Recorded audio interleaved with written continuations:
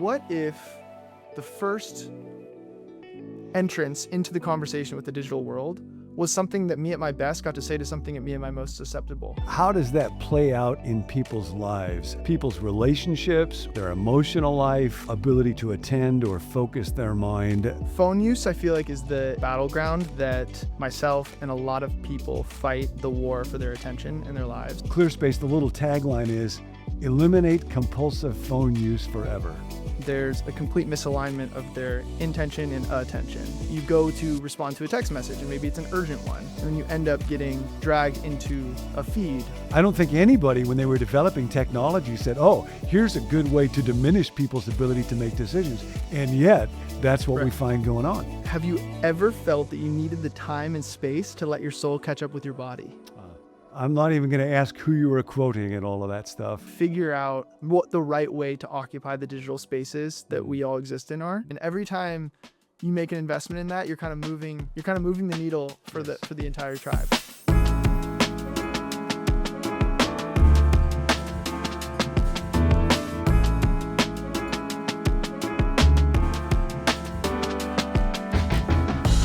Yeah, don't say anything interesting yet, because we're not recording yet. So, yeah. Are we going to record now? Hang on, here we go. This is we're passing. Hey, become new. We're now recording. I'm on with Royce Branning, and we just started talking, and it started getting interesting. So we thought we got to record now. We may cut this, that we may not.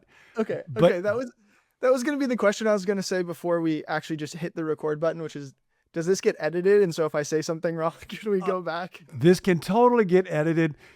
Try not to say any bad words, but I have Nancy on a regular basis, so our folks are real used to that, so it's not a problem.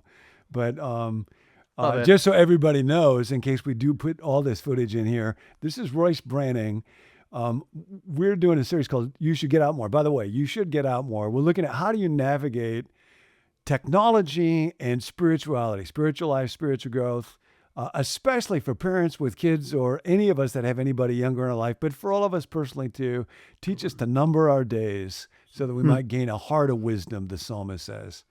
And Royce is doing really, really interesting things in the world of technology, but I just want to catch up for a minute. So he and his family are friends, used to be connected in the church that I was at Menlo Park. Royce, you have a wife and a 10-month-old now mobile daughter named Harper. Yep. And you were going to say something, so now go ahead and say it. Well, okay. So you were giving me the tee up in the background, but the context I was going to give you is, I've been on the beat of become new since some of the first origin story ones, and I just feel like there's no other place to get rolling on this when we were talking right before we jumped in here, other than the fact that, like, boom, this guy right here. No, I don't know if this is how you go, and I don't know if I'm taking it, but the 2 pages I have bookmarked in this book talk about the command to okay, get this. Sorry if I'm hijacking this, but set and take captive are active verbs, implying that you have a role in determining where your soul rests. Okay? And then bookmark 2. Have you ever felt that you needed the time and space to let your soul catch up with your body? Set and clear are both commands. The name of my company is ClearSpace. Set is a command. And space is what you need to let your soul catch up with your body. And I am confident that those 2 words osmosis into the formation of this company. Well, I'm not even going to ask who you were quoting and all of that stuff, but this is so cool. I'm so glad to get to chat with you. Known your folks for a long time, but we haven't had this chance. So let me just explain, everybody, as you're watching, why I asked Royce if he'd be willing to talk and why I'm so excited. He's doing work. If you're watching this right now, you can see San Francisco behind Royce. So he's kind of in the heart of the technological center of the universe, and started a company that is literally helping people who are dealing with navigating technology and trying to find a flourishing way to live. In fact, I was looking online Royce, ClearSpace, the little tagline is eliminate compulsive phone use forever. Mm-hmm. Mm-hmm. So we're talking now about how do we use technology in good ways, but not get chewed up by it. So let's start there. What is compulsive phone use? Yeah, let's just start there. What is compulsive Yeah. phone use? Yeah. I think it's a good question. Phone use, I feel like, is the kind of battleground that myself and a lot of people fight the war for their attention in their lives. Like, it's maybe the foremost battleground. And I think that there is addiction is a word that gets thrown around a lot. And I think people tend to identify how they relate to their phone as being addicted. That's like a Yes. lot of the people we talk to Yep. would say addiction. I think compulsion feels like a little bit of a softer word, as they're still firming up around what addiction versus compulsion looks like. But compulsive phone use, I'd articulate it as you finding yourself reaching for your phone in moments where there's not an intent behind that action. Or you go with an intent to your phone, and then you drift into something that was never internally motivated as the end state of where you wanted to be. You go to respond to a text message, and maybe it's an urgent one. You go to take care of something useful. You go to use the utility, and then you end up getting dragged into a feed or watching videos or anything that it is. And the experience that many people have in their digital environment is that there's a complete misalignment of their intention and attention. And we're trying to reconcile like where those things depart from each other. And Royce, how does that play out in people's lives? How do you find it affects people's relationships or their emotional life, their ability to attend or focus their mind? What's the impact of that? I mean, I think that it's dramatic. I think like we gather a lot of anecdotes. We talk to users every day, and we have a tool that helps them. And I have my personal story, and I have the stories I hear from them. But maybe your background might be more suited to speak to the official capacity of some of this stuff. But I mean, I think that people lose primarily the capacity for empathy and creativity and deep relationship when they are checking their phones constantly. I'll get in a minute to how ClearSpace works, but I was reading about a little experiment you guys ran where I think it was the Y Combinator. It's like an incubator for entrepreneurs, had a gathering, 150. So these are like 150 young tech entrepreneurs, and you guys invited them to give up their phones for one night. Yeah. Do you remember that? It was a couple of years ago. And how that worked, and what did people say about why they would or what happened or why they wouldn't? Yeah, it was great. So we ran a phone check, kind of a remix of the coat check. And my co-founder and I threw on some oversized thrift store jackets and set up a table at the front of the event. So we participated in the winter 2023 Y Combinator batch, and it's a great program. And every Thursday night they have a gathering of all the founders in the current batch. It's about 200. And we didn't actually ask anyone's permission, but we just put a table right out in front of it, and we knew everyone would be gathering there. And we put up a big sign, and we said phone check, and asked people on their way in, hey, would you like to enjoy a phone free night? And most people were like, what do you mean by that? And we're like, well, we'll take your phone from you, and then you don't have to worry about it distracting you from these great conversations and this fun environment that you have. And most people are like, oh, okay, yeah, I have no idea what you're doing. But our appeal was kind of like, hey, by the way, before you just shrug it off and say no, or you say I don't need that, which tends to be a pretty quick reflex, like, oh, I'm not one of those people. I don't need that. We'd say, totally, you definitely don't need it. We're going to be running a raffle. And so if you do give us your phone, the default behavior, if you give us your phone, we're going to enter you in this raffle to win this cool vintage typewriter or this cool poster. So if you don't need it, and you're not going to be checking your phone while you're here to socialize with other founders and people of this nature, you should probably just give it to us, and then you might win a thing. And so it kind of shifted the inertia for the people that we could get to stop. And then we got to kind of like the heart of the issue for a lot of people, where you'd have a number of them go, I'm actually expecting a really important call. and like I can't get away from my phone tonight. Mhm. A lot of the people were fundraising. They're like, no, I'm closing a funding round for my company. This thing is, I need to be responsible. Like, totally cool. Or we had one, so he's like, I think my girlfriend's going to break up with me tonight, so I need to have my phone on me. And we were Don't like, want to dude, miss give us the that phone. call. Yeah. It sounds like you don't want that to happen. Yeah. And there's this simple, we could delay it a little bit maybe. And then there was like moments of reckoning where people kind of paused and they hesitated. And there's all different types of questions swirling around about trust and like, wait, are you going to take this? And we're like, hey, look, we're inside of a trust community. Like we're going to get you your phone back, all this stuff. And there's moments where people are like, all right. And they'd come back at the end of the night.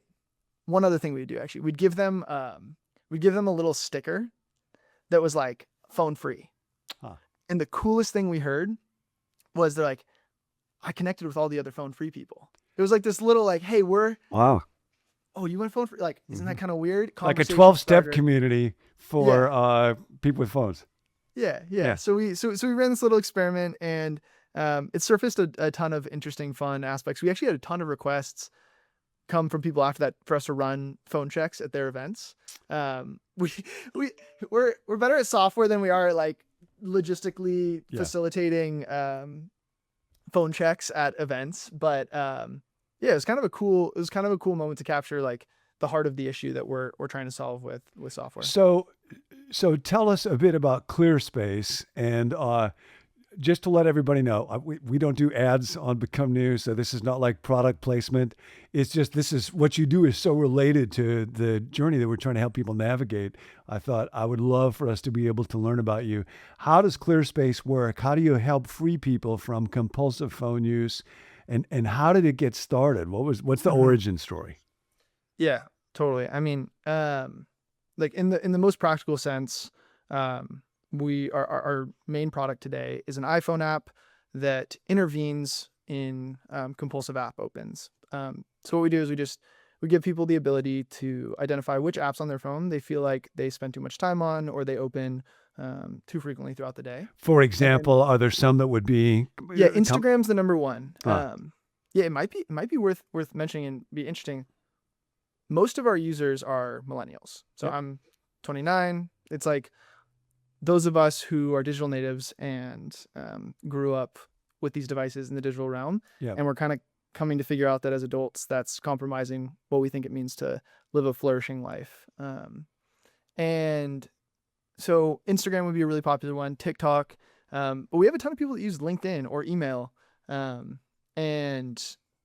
the idea is that you start with a misalignment of your intention and attention. So LinkedIn might be a really good, it's like a more interesting one because it's a work one, might be a really good tool during your workday to like look for people that you might be working with or hiring or apply for a job or something.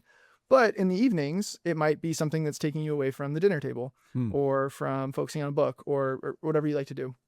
But the same's true for Instagram, actually, increasingly so, right? Like a lot of people's jobs actually hinge on their ability to be maybe producing content or consuming content that's useful for education purposes or otherwise. And what we do is we help like allow users to insert a moment of cognitive friction between themselves and what has become probably an addictive habit loop or a compulsive habit loop. I love that. Insert a moment of cognitive friction. Yeah. So this started with just a deep breath. I'm a software engineer by background, and I can give you a little bit more my personal story into it and everything. But to wrap it up, like I figured out a way on the iPhone to basically automatically redirect when I was opening apps on my phone throughout the day and redirect it to a 15-second breathing exercise. And then at the end of it, just ask like, do you want to continue or not? And you just make a decision, and then you set how much time you want to be on the app afterwards. So you make an intentional decision about going, an intentional decision about how long you want to spend in the app. That was kind of the ground zero of the app. Today, we support a whole number of different types of cognitive friction. So we allow, again, not an ad, but I think it's actually a fun one, physical exercise. So we train a machine learning model, put it on device, and for a lot of our users that want to be also improving their fitness while decreasing their screen time, you can do push-ups or squats to earn the number of minutes that you're going to spend on the app afterwards. No So kidding. so we have a machine learning model in the camera, and you actually have to like set it up, and it's hilarious. Like our users tell us all the time, like, I was in the front of a line at a concert, and I had to open my email app, which I have locked out, and I had to hit the deck in front of everybody and start doing push-ups so that they could get verified and earn That's like what 3 minutes. so they could get into the venue Yeah. in order to open the thing up so they could show the ticket. They had to do push-ups. Yeah. So it's inconvenient at times, but for us and for the people that use it, it's become a way for them to reclaim control over a relationship that they've always been out of control with, and set up the rules to the game of their device the way that they kind of believe they should be set up. Wow. And where did the idea come from? What was your own experience of technology as you were growing up? How old were you when the smartphone came out, and to what extent did that kind of impact you? Because I know for researchers who write in that area, that was kind of a Rubicon dividing line when that happened. So what was your own journey with that? Yeah, I can't recall how old I was when the iPhone came out, but I'm born 96, so I very much grew up in the context of social media and smartphones. I got one when I was in 8th or 9th grade, I believe. And I actually am super appreciative for the context that I was raised in around screens. It's actually a common experience between my co-founder and I. We were both in households that had pretty strict limitations, definitely on the TV. I know your folks, and your dad was a basketball player for Notre Dame back in the day, so he would have had a lot of discipline built into him on lots of different levels. Yeah, totally. And we also, there was priorities placed on other things, on sports, getting outside, relationships. And so there was kind of some better yeses to attend to than the phone. But I actually think that one of the key elements is, like, I'm not sure that my parents or anyone's parents for that matter kind of knew what was going on with the phones. And as kids, I don't think we really fully knew either. Yes. Like, we had really good rules and habits around, like, how much TV you can watch. But it was unclear what the smartphone was doing, and, like, can it be in the room at bedtime and all these things.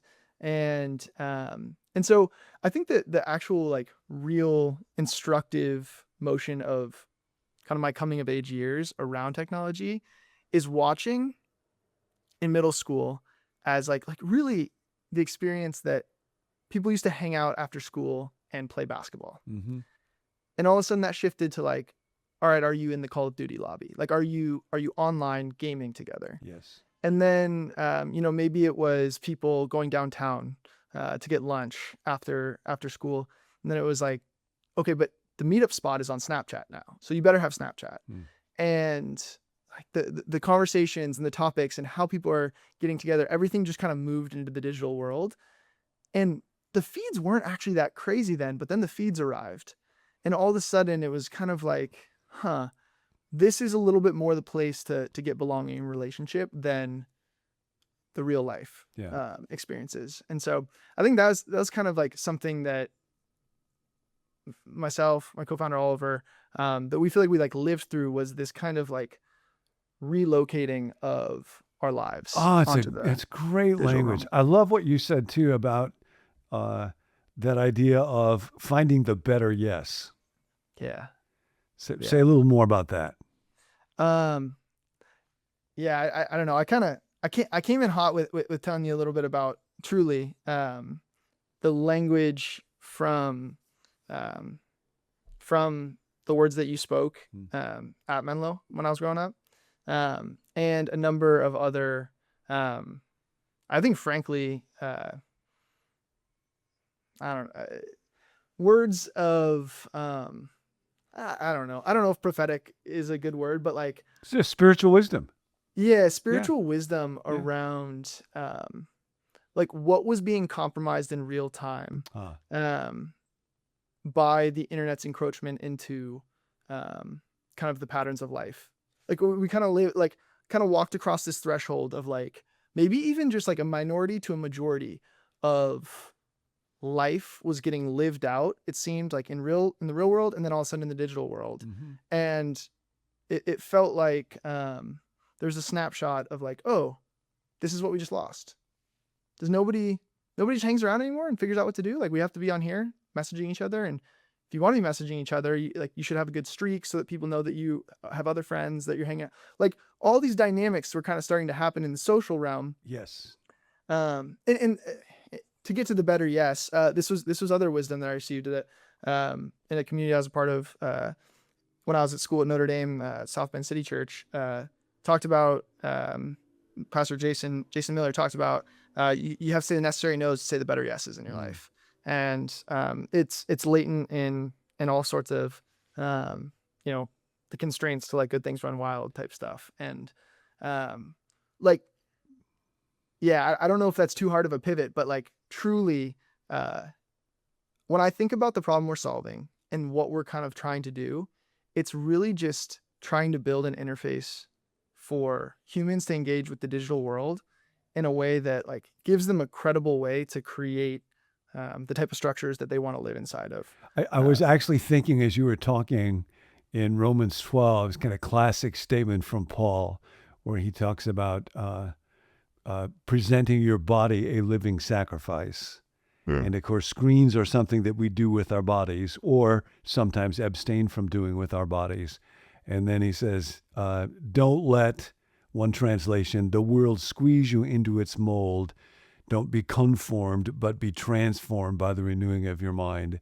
And so looking for what are ways where I can avoid just being squeezed into or conform to whatever's going on around me. And I was thinking, I had breakfast yesterday with my friend Kent, also a great basketball player, and a terrific leader in education. He was a superintendent of schools, and he was the superintendent of the year for the state of California not too long ago. A point that he made I'd never thought about before has to do with decision making and what he sees as a loss of our ability to make decisions because we're connected all the time. So he said when he was starting out as an assistant principal, if the principal is gone, the principal's gone. So there's a problem on campus. He's the assistant principal. He's the man. He's got to make the decision. Now he can just text the principal wherever the principal is. And so there's kind of an abdication of agency. And even when it comes to decision making, in a strange way, that constant universal connectedness can actually thwart our development a bit because it's easier to just say, okay, you make the decision and pass that on up the chain. And I don't think anybody, when they were developing technology, said, oh, here's a good way to diminish people's ability to make decisions. And yet that's what we find going on. Right. Totally. I mean, it matters who you, like, the only thing I can lean on for like enduring through line through this is like, if you believe it matters who you become and that the challenges and the friction and the discomfort of your experience is actually producing within you something that's expanding, then you might welcome parts of it. And I think that's like, if not a design principle, like a layer beneath this is like, and here's the cool thing, John, this is like my optimism around what I think is actually a massive movement that we're not facilitating. We might be facilitating. We're not motivating this. Mm-hmm. We're receiving, I think, an utterance of the cultural consciousness right now, which is like, people are actually like, wait, I've seen myself get diminished the more I use these devices. Oh, yes. And the people around me. This is the one that gets them. And by gets them, I mean, it lands. Like when you try to land, don't you know someone who over the last couple of years, the lights feel like they went out? And I don't, it's because they're staring at their phones. Yes. And don't you feel like just a little bit of discomfort around that, a little bit of accountability? Don't you feel like we could steer that back into a place where, yes, it feels great to lay on my couch at the end of the day and scroll TikTok. It just feels great. But I don't want that for me. And I don't want that for you. I don't want that for the spaces that we occupy. And I think that's the thing that everyone's kind of waking up to right now. Yep. So the hunger, the interest, the desire to be a better person. It's kind of a universal thing, and it's out there. And what you're doing is just kind of tapping into it, but you're not creating that hunger. That's there. What's Totally.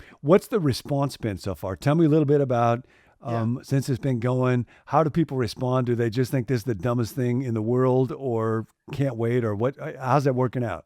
No, we don't listen. We don't listen to those people. No, it's going great. I mean, we have hundreds of thousands of users. We've Hundreds of received, thousands of users. yeah, yeah. Wow. I mean, it. There was early, yeah. Maybe I skipped this, but so the way this whole thing got started is, I was working remote during the pandemic. My job as a software engineer, and I found myself continuously like checking my phone throughout the day, and that Mhm. was turning into these long scrolling sessions. I think something around the loss of like spatial accountability with coworkers and everything. Like I just Mm. saw myself steadily creeping into a habit where my screen time was 8, 9, 10 hours a day. And I really came to reckon with the fact, and this, for myself, I named it as like, I think I'm addicted to this thing in a way that was categorically new, for, my life. And I really, it began to bother me. And so I want to do something about it. And I definitely looked into a lot of the head stuff that I could do around this in terms of just like reading about habit change and listening to the neuroscience, but also the spiritual practices and all these things. And I think there's good things that took place in the context of that. But really what ended up working for me was I just decided to hack my environment back. That's So like great. that's like That's so I was good. like, Yeah. the rules of this game in every platform that I exist in are set up to optimize me along the vector of attention. Mhm. And that's not what I'm optimizing for. And these are bits that are programmable by me just like they're programmable by them. And so shoot, man, I get the first step in this conversation too, Yep. by the way, because on my device, I can modify my network config. I can modify the files that serve me web pages and I can redirect. So a lot of the journey of what we've done is we've said, what if the first entrance into the conversation with the digital world was something that me at my best got to say to something at me at my most susceptible? And like, what if it was like, hey, before I log on, yeah, before I log on, like, what if I had to just get a quick reminder of what my goals for this week were? Yeah. Or what if I knew that somebody I loved and cared about was going to see my screen time stats for the week? And like, maybe that does something for me. And so we kind of started building what I think is actually like a more appropriate entrance into the digital world. We call it an intentionality layer. I I, Um, I love the intentionality language. I love that thought of take a step backwards so me at my best can say something to me at my worst. yeah, yeah, Because there is vibrant, alive, vital me, and there is escapist, lay on the couch, yeah, me not at my best. And so I love that thought. Uh, Part of what strikes me when you're talking, I have mentioned, and we'll talk through this series to everybody who's listening about the core educational formation text in the Old Testament, Deuteronomy 6:4, Hear, O Israel, the Lord our God, the Lord is one, him shall you love. And then it goes on to say, write these words down, put them on your wrists and your forehead, put them on the gate and the door frame of your house. And the idea is arrange the space in your life, design it so that it reminds you of what matters most so you can align with it. And really, you're just doing the Deuteronomy 6 thing all over again, but in a technological age. yes. We are not doing anything. Yes, we in the breathe screen. This is just like yes. This is an act. This company is an act of translation. Hmm. I try to point. I mean, I know I grabbed your book, but like, there's so many like there's so many books that I could pull off the shelf that are wrought with deep spiritual wisdom. And if we were doing nothing else, we're translating Yeah. what we would hope to do. And it takes usually decades to cultivate generational wisdom along these types of new vectors. Mm-hmm. And really like the heart of what we're doing is saying, okay, software's moving really fast. AI is moving even faster. what does it look like to subvert kind of a system that's you're increasingly out leveraged in with like a primitive that allows you, like you want to attach to this machine. I can unpack this a little bit, but you want to attach to this like a primitive that says I and you, and it seems like everyone cares about what the digital world is doing to us. And we also might recognize that it's not a force that we can like diametrically oppose. It actually might be something we have to dance with. Yes. And the write it on the doorpost. This is like I can't come up with this stuff. Like this is in our breathe screen. The final thing before you make the decision whether you're going to go or not go is a quotation, and people. So you want language to inspire like in that moment. So it animates in, and we have some out the box that are a collection of different pieces of wisdom that have inspired me or my co-founder. But people can edit these, and a lot of people, a lot of users we talk to, they're like, I just load in Bible verses here. Yeah. And like, what is the last word that you want said before you're about to make a decision? And it's digital environment curation for sure. No, in reading about this, I was reading the shift in our society, for example, around smoking, and that it used to be 40% of the population smoked. Yeah. Now it's down to 12%. And here, I mean, I think you're exactly right. It's not and shouldn't be about abstention or abstinence. It's about moderation. Another question is just follow up on what you were saying. It's kind of fascinating to me because we'll talk a lot in Becoming about community, the need for other people. In AA, they say, I get drunk, but we get sober. The gift of community and accountability. You were saying one of the things that you'll do with people is people will be able to let their online stats info be known by somebody else. Yeah. Yeah. This is one of the most impactful levers for success outcomes that we've observed in the user base. So success outcomes, I mean, screen time reduction and daily budget adherence are kind of our two North Stars. So people set up your two North Stars: screen time reduction. Yeah, total screen time reduction. Yep. And then daily budget adherence. Daily budget adherence.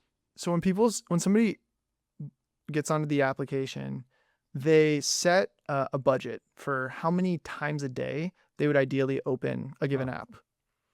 And so, mine might be Instagram for 3 opens a day. And a cool journey along that is like, you end up realizing that you're really opening this app like 30 or 40 times a day if you're kind of an average person, right? Right. And you're like, whoa, I was totally off base. Like I thought 3 was a fair budget. It's like, no, like not to the bottom of your brainstem. And so budget adherence is like, do people stay inside of that budget that they set for themselves every single day? And of course we're helping them out. We're giving them some cognitive friction. We're giving them accountability. But the thing that we discovered, and we did not set out with the intention, to build a social application, and we're not a social app, we're not, social media by any means, but we came to understand, we gave people a utility that allowed them to curate this digital environment with cognitive friction. And they started telling us that and we talk to our users every day. There's a button in the app where you can call my phone or my co-founder's phone. And we talk to them every day and they're like, hey, we kept hearing that they're in this journey together with 1 or 2 other close friends. Kind of like Dunbar's number, like it's 1 or 2 people. It's a sibling, it's a friend, it's a spouse. And so we're like, well, what does that look like? They're like, well, I screenshot my screen time, I send it to them. And sometimes I forget. And you're like, well, we can actually we can give that to you by default. So the thing that we do in a feature called Friends is, you have a handful of people that maybe you're kind of running this screen time reduction journey with. And your typical breathe screen, when you start the day, your first open of the day is actually a report on the other person's that you're invited to react to, but it doesn't ping them. It doesn't draw them in. Yeah. The next time they go to open their social app, they'll get a message from you like, hey, keep up the good work, or let's bounce back today. Yeah. And so it's this kind of asynchronous communication. And once somebody has a friend or a running mate in ClearSpace, you see an immediate bump in these North Star metrics. It's a brilliant idea, and it's fascinating, and it makes total sense to me that one would be kind of a game changer for most people. Yeah. And it's a thread that we're continuing to pull at, and we're not reinventing the wheel here. We're just looking at what does it mean for people and their communities and their friends to carry a story. And we think that story right now is correcting the misalignment of attention and intention. That is Proverbs, iron sharpens iron. Mm-hmm. Yeah. Yeah. Yeah. One more question. Tell me a little bit about, you're married and now you have a daughter who is 10 months old. So you're just on the early edge of parenting in a world of screens. How is this journey impacting your life as a husband and now more and more as a dad? Yeah, impacting a lot. I think the the impact as a dad is I'm also an uncle to a number of nieces and nephews who are a little bit closer to the age where they're officially them or their friends are getting iPads, and these problems are starting to pop up. And really that's giving me imagination for the timer. I'm like, all right, Harper, my daughter, she's gonna come online one of these days. Yep. And what is her arrival to the digital world gonna look like? I don't know if you've read Anxious Generation by Jonathan Haidt. Yeah, you got it. Of course you have. Got it right here, baby. That's right. Part of what we'll be talking about a fair amount. Yeah. Good. It's phenomenal. But he talks about sending Gen Z to Mars, right? That's like the opening picture is like we sent them to Mars. And I'm either the last millennial or the first Gen Z. My co-founder's a year younger. He's definitely the first Gen Z. I straddle that line. Zillennial. We're terraforming Mars. We're terraforming the digital world. Wow. And so I've got a 7, depending on how long we can hold Harper off the screens. And I don't know what the world's going to look like in 7 years and what that's going to be. And honestly, I also don't think it's just the screens. I think there's a wider apparatus of engagement that's going to be very consequential, but the screens are a really tangible place for us to talk about and start. And I do know that there's a way that people will probably need to exist online that currently does not feel safe for her to arrive at. And we are executing against a mission whereby, she could land online in the appropriate amount of security that a child should. And we're learning how to do that by, we're not a kids app. Like I'll just out the gate, like we're learning to do that by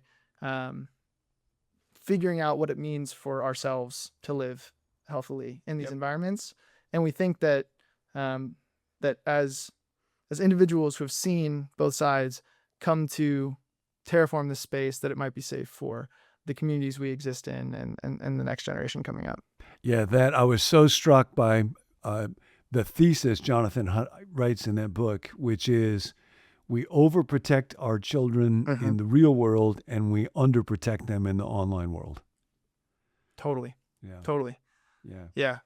That the another thread of like optimism and hope I have around this is, and I actually really like technology, and I think there's so many cool, amazing things that it does, not just for us, but I think it stokes imagination. And we talked about abstinence versus moderation. Like I want the experiences that technology can unlock to be encountered by people in ways that increase their capacity for things rather than diminish it. But I'm really excited about what is going to happen when we can figure out how to leverage AI and agents to actually advocates might be a loaded term in this type of context, but like you actually have the ability to create environments that are dynamically suited for appropriate usage in a way that was like absolutely not capable for. There's probably new capacity for way worse, way more capture of attention that's not on even footing, but you actually have a really unique opportunity that we're exploring super deeply around just like, what does it mean for these environments to ascribe to the principles and the intentionality of the people that are using it? So we may end everything right here, but one more just kind of free shot. Is there anything else that you're learning or excited about? Or most of the folks that will be listening to this are people who are concerned for spiritual life, concerned for who they're becoming. That's kind of at the core of it. And wondering how technology intersects with that. Anything else, Royce, that you'd want to say or that you would suggest we all be thinking about? I'm daily inspired by the people that are taking it upon themselves to figure out what the right way to occupy the digital spaces that we all exist in are. I think we're seeing like the birth of this new class of not just thought leader but also everyday person, and I think we're building like techno philosophies in real time. And like we're all constructing. I truly don't know a person that doesn't have if you ask them, doesn't have a really complex and thought out perspective on how the phones should be engaged with and how they are.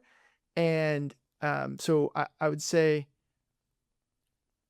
watching that transformation, I'm inspired by it. I'm seeing people come up with insanely creative ways to set up the right type of relationships with devices and then like pass them down. Like there's a good through line, and every time you make an investment in that, you're kind of moving the needle for the entire tribe a little bit. I don't know. That's how I'm thinking about it. Right now. Like spiritual techno pioneers.